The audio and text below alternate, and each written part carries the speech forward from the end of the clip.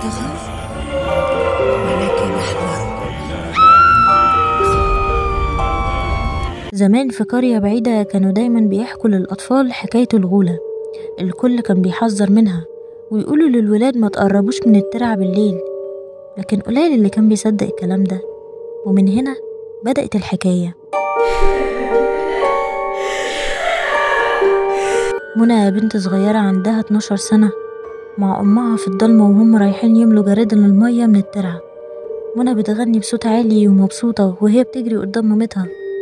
منى قالت لمامتها بحماس: ماما، هو بجد في حاجة اسمها غولة؟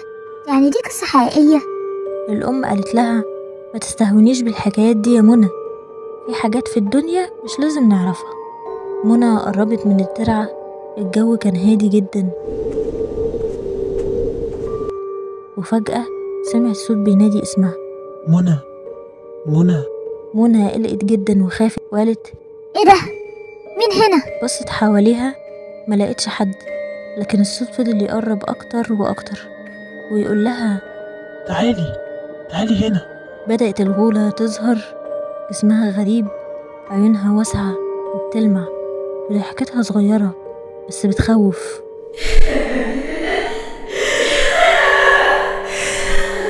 منى جريت بأسرع ما عندها وصوت ضحكة الغولة بيملي المكان.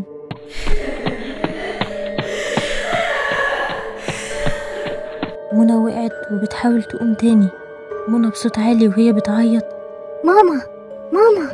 رجعت البيت، كانت العيلة كلها قاعدة ومفيش أي حد فاهم منى مالها. أم منى قالت: كنت قايلالك ما تقربيش من الترعة بعد المغرب. أبو منى قال: دي مش هزار يا منى، الغولة بتيجي للناس اللي بتستهين بيها. منى قالت بخوف: بس أنا ما شفتش حاجة زيها قبل كده، كانت بتضحك لي وعينيها بتبص كأنها هتاكلني. الحوار انتهى بينهم والليل جه، البيت كله كان ساكت. فجأة الأصوات الغريبة بدأت، الباب بيتهز، صوت خطوات خفيفة حوالين البيت، والكلاب بره بتصوت بشكل غريب. الأم قالت بخوف: مين بره؟ في حد هنا؟ الباب بيفتح ببطء، وفجأة الغولة بتظهر عند العتبة وبتضحك بصوت عالي. الغولة قالت بصوت مخيف: وحشتوني، أنا جيت أكمل اللعب. الأب صحي، مسك سكينة وحاول يهجم عليها، لكن الغولة اتحركت بسرعة واختفت في الضلمة. الأب قال بصوت عالي: اقفلوا الأبواب والشبابيك بسرعة. الأصوات حوالين البيت بتزيد والجو بقى مرعب أكتر، والكل في حالة فزع. العيلة قررت تسيب البيت وطلعوا يجروا ناحية الجبال. الطريق مظلم والغولة بتظهر وتختفي قدامهم. الأم قالت بخوف: لازم نوصل للجبل بسرعة، هناك مش هتعرف تلاحقنا. الغولة قالت وهي بتضحك: فاكرين انكم هتهربوا مني؟ انا معاكم في كل مكان.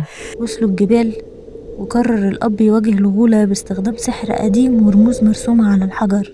الأب قال بصوت قوي: دي مش هتقدري علينا، المكان ده هيبقى قبر. الغولة حاولت تهجم، لكن الرموز بدأت تنور بنور قوي، والغولة بدأت تصرخ وتختفي تدريجيا. العيلة رجعت للقرية بعد ما اتأكدوا إن الغولة اختفت. منى قالت وهي بتتنهد: خلصت أخيرا، هي مش راجعة تاني صح؟ قال بهدوء: محدش يقدر يقول إنها خلصت، الحاجات دي بترجع لما ننسى. في يوم من الأيام بالليل سمعوا صوت ضحكة بيظهر من بعيد.